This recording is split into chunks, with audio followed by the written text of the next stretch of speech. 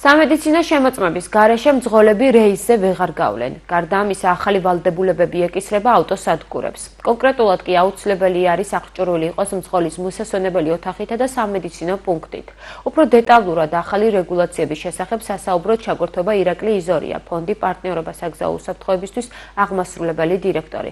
ბატონო ირაკლი, გამარჯობა, მადლობა რომ დრო გამონახეთ და მონაწილეობთ ჩვენს გადაცემაში. რას ითვალისწინებს ახალი რეგულაცია, ამიერიდან რა კრიტერიუმები უნდა დააკმაყოფილოს მძღოლმა, რომ მას რეისზე გასვლის უფლება მიეცეს? მოგეხსენებათ ახალი რეგულაციები საავტომობილო სამგზავრო გადაყვანების შესახებ რეგლამენტი ითვალისწინებს გარკვეულ ვალდებულებებს ავტოსადგურებისთვის და მძღოლებისთვის.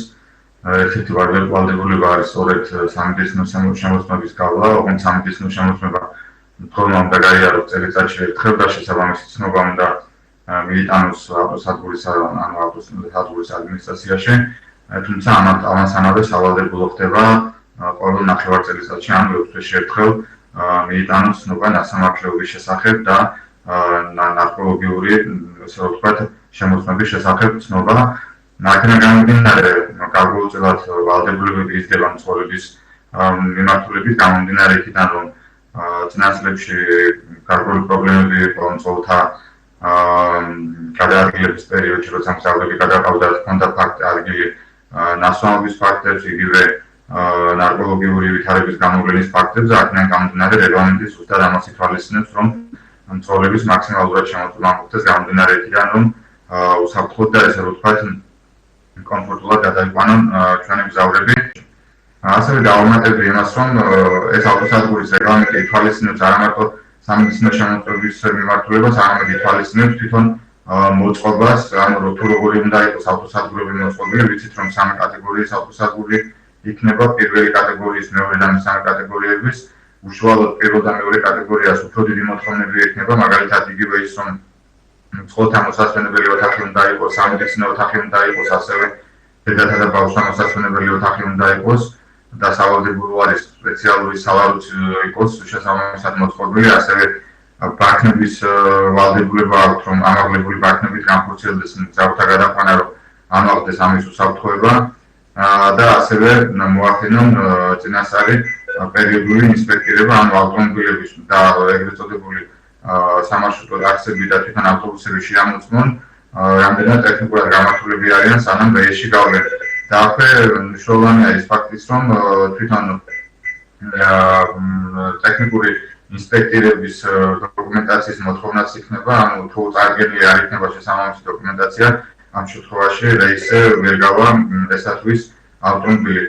ხომ არ ფიქრობთ, რომ უკეთესი იქნება მძღოლს არა წელიწადში ერთხელ ან ორჯერ ყოველ დღე რეისზე გასვლის წინ ჩაუტარდეს სამედიცინო შემოწმება, თუნდაც იმის დასადგენად ხომ არ აქვს მიღებული ალკოჰოლი, თუნდაც წინა ღამით?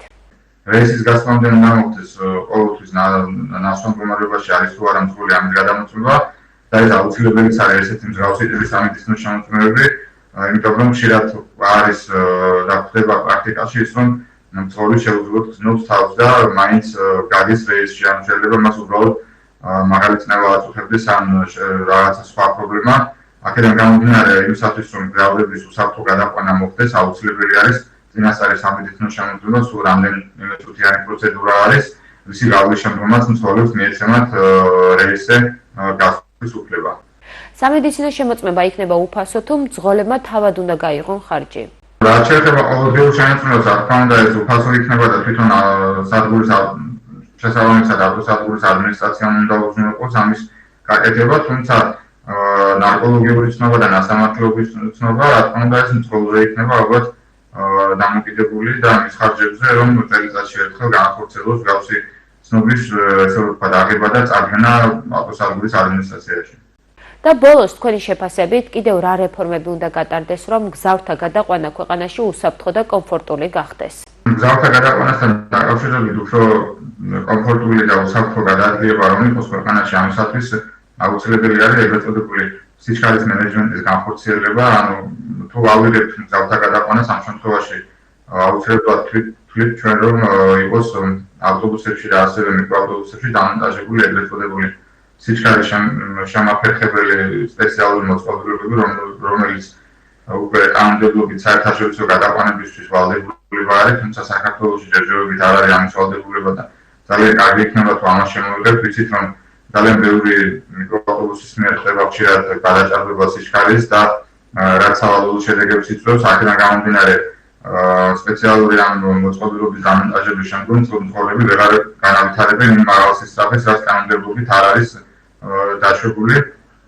ასევე აუცილებელი არის ტაქოგრაფების სისტემის გამოყენება. ჩვენ ვიცით რომ საერთაშორისო გადაზიდვებსა და გადაყვანებში გამოიყენება ტაქოგრაფის სისტემა, რომელიც როდესაც პატრული აჩერებს მძღოლს, შესაბამისად ამ ტაქოგრაფს აქვს 30-იანი ჩანაწერი და ეს შემოწმების შემდგომ პატრული საპატრულო ეკიპაჟი ადვილად ხდება 30 დღის განმავლობაში მან გადააჭარბა თუ არა დადგენილ სიჩქარეს მძღოლმა და ასევე დაიცვა თუ არა საერთაშორისო დადგენილი ნორმები მძღოლის დასვენების რეჟიმების შესახებ. ვიცით რომ საქართველოში პრობლემა არის ზოგადად გადაადგილება და გადაყვანები იქიდან გამომდინარე რომ მძღოლები არ ისვენებენ და შემთხვევაში აქ პუნქტიდან ბ პუნქტში როცა ხდება გადაყვანა გზავრების ეგრევე ხდება უკან დაბრუნება ისევ აწერტილში და ფაქტობრივად მძღოლები არ ისვენებენ, აქედან გამომდინარე აქვს გადაადგილებას ადგილი და ხშირად ეს აკრძალულ შემთხვევების მიზეზი ხდება. ამიტომ ტაქოგრაფების სისტემა რაც საერთაშორისო გადაყვანებშია იგივე საქართველოშიც უნდა მოქმედდეს ძალიან სწრაფად და უნდა მოხდეს 30-იანი მონიტორინგი მძღოლების, რეალურად მათ დაისვენეს თუ არა გზაში ის განკუთვნილი 40 წუთი და შემდგომ განაგრძეს გზა და ასევე რეალურად მათ გადააჭარბეს თუ არა სიჩქარეები გარკვეულ მონაკვეთებში. ჩვენ ვიცით რომ ყველგან ვიდეო კამერები არ არის დაყენებული და ყველგან არ არის სექციური კამერები, შესაბამისად არის ადგილები, სადაც მცხოვრები ახერხებენ განავითარონ სწრაფად სიჩქარე და ეს ადგილები ძალიან სწრაფად დაფარონ.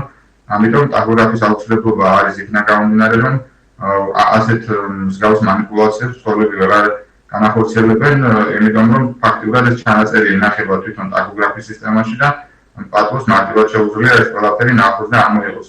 ანუ ესეთი სიჩქარის მენეჯმენტის გარკვეული მიმართულებები, რაზეც ვისაუბრე, ამის დანაშაულის შემდგომ დარწმუნებული ვარ იმ დადგენილი სიჩქარის პირობებში, როცა მოხდება მგზავრთა გადაყვანა, უფრო მეტად უსაფრთხო იქნება ჩვენი მგზავრების ესე ვთქვათ გადაყვანები და დიდი იმედი მაქვს რომ ძალიან მალე იქნება, იმიტომ რომ გვერდობით ძალიან ბევრ ქვეყანაში კი არა თითქმის უმეტეს ქვეყნებში მსგავსი სისტემები არსებობს და იქ უკვე მგზავრები უსაფრთხოდ გადაადგილდებიან, რასაც გვინდა რომ ჩვენი ქვეყანას მიგვერთოთ და საქართველოშიც ასევე მგზავრობა გახდეს უსაფრთხო.